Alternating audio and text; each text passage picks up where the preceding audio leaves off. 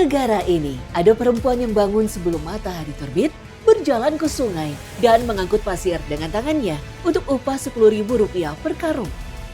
Ada perempuan yang duduk menemani anaknya belajar di bawah cahaya api kecil sambil diam-diam menyimpan kesedihan yang tidak pernah ia ceritakan kepada siapapun. Indonesiaku pergi menemui mereka di Sumbawa dan di Lampung. Dan apa yang kami temukan adalah cerita yang sama, perempuan yang menopang langit dengan tangan yang tidak pernah cukup dihargai.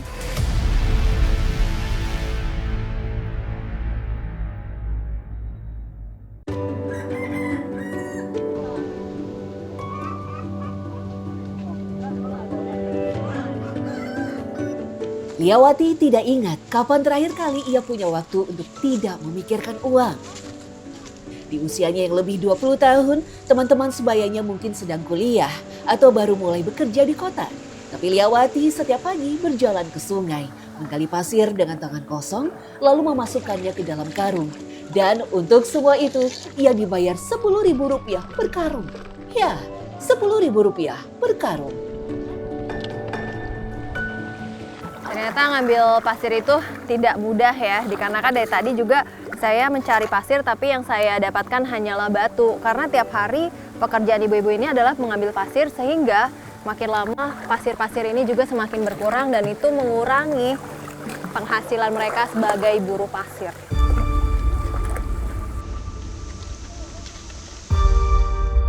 Dalam satu hari kalau badan sedang kuat dan ada pesanan yang masuk, Liawati bisa mengisi 6 karung. Dari karung yang terisi itu, total Rp60.000 akan ia bawa pulang. Tapi pekerjaan ini tidak setiap hari ada. Kalau sedang beruntung, sebulan ia mungkin membawa pulang Rp200.000, tidak lebih dari itu. Kakak kerja kayak gini udah dari kapan? Udah 10 tahun. 10 tahun. Keluar SD.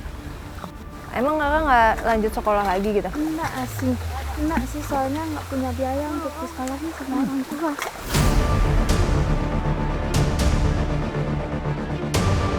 Emang kakak kayak gini dibayar berapa sih? Kalau biasanya satu belik itu 10.000 Kak. Belum nyampe sama 100.000 sehari. Sebulan kakak biasa pegang berapa? Sebulan biasanya cuman terkadang sih 100.000, 200.000 Kak. Dan itu buat keluarga? Saya buat keluarga, buat kebutuhan sehari-hari itu belum cukup Kak. Kakak emang nggak pengen apa misalnya kayak teman-teman yang lain udah bisa namatin SMP, SMA? Pengen sih tapi udah terlanjur Kak sekarang. Nggak bisa karena orang tua saya sakit sudah 3 tahun. Sedih nggak? Sedih. Sedihnya gimana? Sakitnya sudah 3 tahun saya nggak tahu terus mau apa lagi Kak. Sampai orang tua saya, bapak saya harus banting tulang bekerja sendiri, saya jagain orang tua saya di rumah sendiri Kak.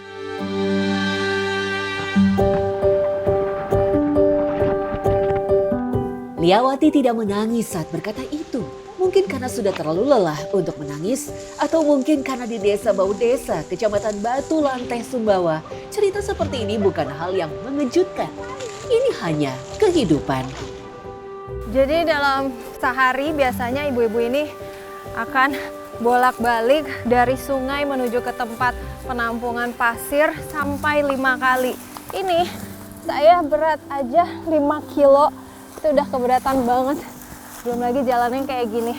Apalagi seperti ibu ini yang beratnya bisa mencapai 15 sampai 20 kilo. Tapi susah payah dan jerih payah yang seperti ini itu hanya diupahin 10.000 saja per bilik ini.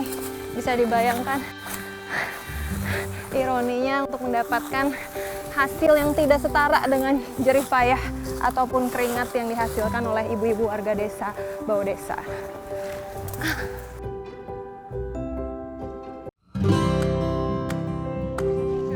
Desa Bau Desa terletak di ketinggian 800 meter di atas permukaan laut. Tanahnya subur, pohon jeruk, vanili, alpukat tumbuh tanpa banyak usaha. Sementara penduduknya ada sekitar 1.300 jiwa di sini dan hampir semuanya hidup dalam keterbatasan yang sama.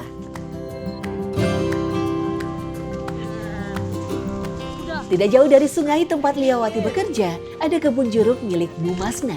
Disinilah perempuan bernama Hawiyah bekerja sejak 6 tahun lalu.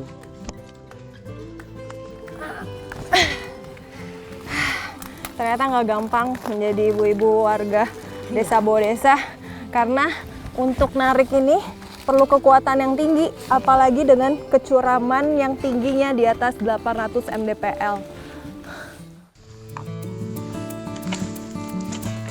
Jeruk Bali tumbuh subur di ketinggian ini. Satu pohon bisa menghasilkan 300 hingga 400 buah sekali panen.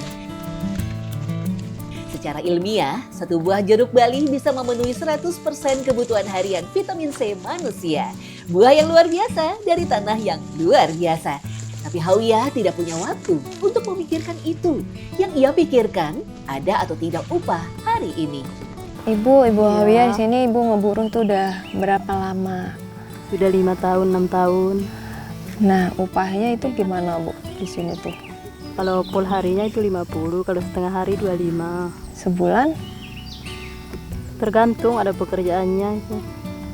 Enggak setiap hari. Oh, jadi berapa sebulan tuh? Kalau sebulan bisa ada 300. Emang cukup Bu buat kebutuhan harian Bu? Cukup tidak cukup terpaksa aja. Cukup tidak cukup, terpaksa saja. 4 kata dari Hawiyah itu adalah kenyataan. Hawiyah tidak mengeluh, tidak meminta dikasihani. Ia hanya menyampaikan fakta tentang hidupnya dengan ketenangan yang justru membuat dada sesak. Sewaktu istirahat seperti ini biasanya ibu-ibu beramai-ramai untuk makan jeruk yang ada di sini. Dan ternyata setelah saya cobain, jeruk ini sama kayak jeruk di luaran sana. Enak, manis, bervitamin juga, dan seharusnya ini bisa menjadi sumber potensi alam yang sangat menghasilkan untuk kesejahteraan warga yang ada di Desa Bodesa.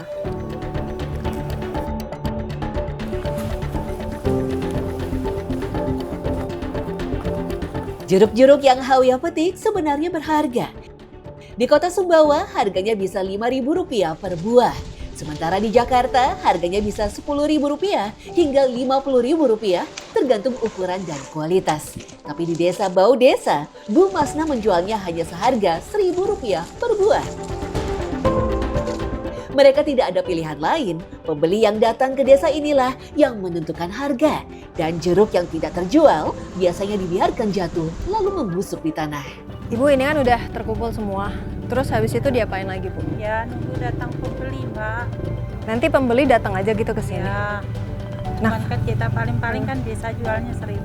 Ya, mudah-mudahan sih ada. Soalnya kan jalan juga susah. Ini 1.000 satu. Ya, soalnya jalan jarak jauhnya jalan juga jauh. Aduh, sayang banget. Ini Ya. sangat ironis sekali. Rp1.000 untuk buah yang ditanam, dirawat, dipetik, dan dipanggul oleh tangan perempuan. Bukan karena buahnya tidak bagus, tapi karena tidak ada jalan yang bisa dilalui untuk membawa jeruk Bodesa ke tempat yang harganya lebih adil.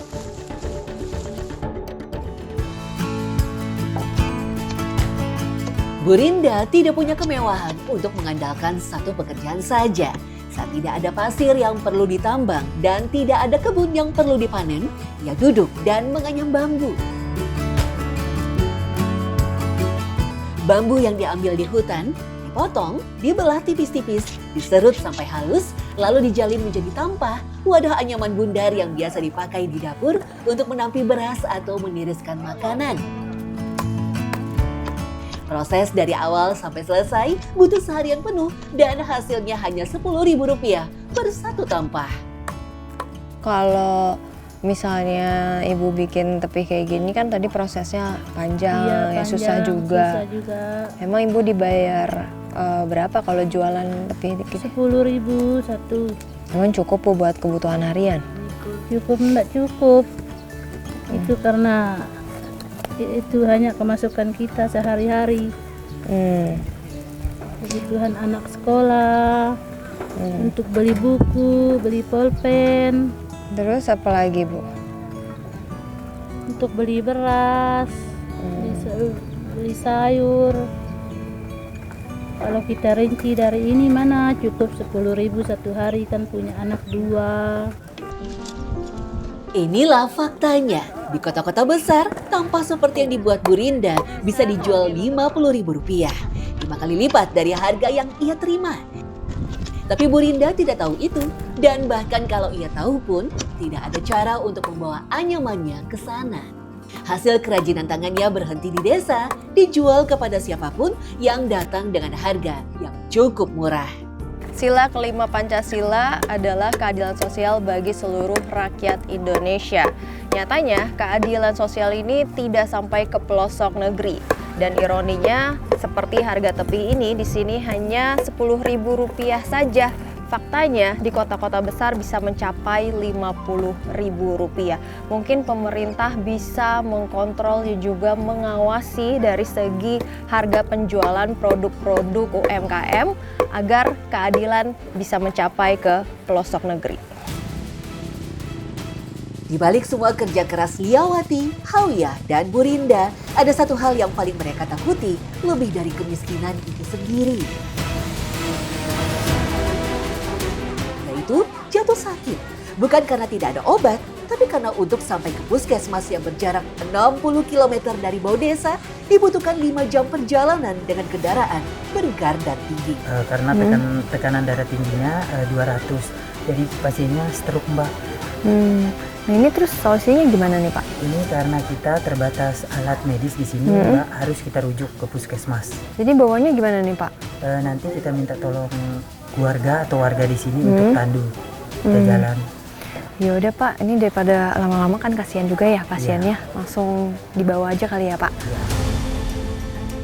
Tekanan darah tinggi adalah penyakit yang seharusnya bisa dicegah. Salah satu pemicunya adalah pola makan yang buruk, terlalu banyak garam. Karena itulah yang murah dan tersedia saat warga tidak ada uang untuk membeli makanan bergizi. Di bawah desa, kemiskinan dan penyakit saling mengunci dalam lingkaran yang kejam. Miskin membuat makan asal-asalan, memicu hipertensi, berujung stroke. Dan stroke membutuhkan biaya yang begitu mahal. Jadi warga di sini juga biasanya untuk pergi ke puskesmas atau rumah sakit terdekat, mereka harus menyewa mobil kurang lebih harganya 3 juta kalau musim kering. kalau musim kemarau seperti ini. Tapi kalau musim hujan itu bisa mencapai 5 juta rupiah. Bayangkan pasien sedang sakit, tapi mereka juga harus merogoh kocek yang dalam hanya untuk pergi ke rumah sakit. Jangan tanya uang sewanya. Sekali sewa untuk membawa orang sakit, warga harus bayar 3 juta rupiah. Kalau musim hujan, sewanya bisa lebih mahal, sampai 5 juta rupiah. Saat tidak ada uang dan tidak ada kendaraan, yang tersisa hanya satu cara, ditandu 20 km dengan tangan manusia di medan seperti yang kalian lihat ini.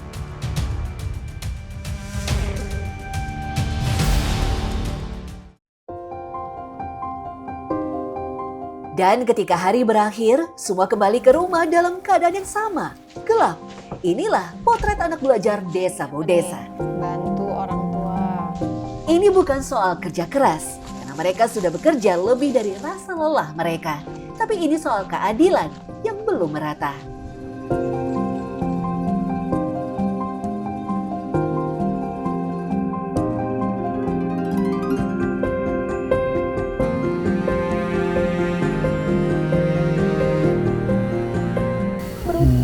Punya usaha seperti ini Pak, ini aja punya orang, garapan punya orang, bukan punya sendiri Pak.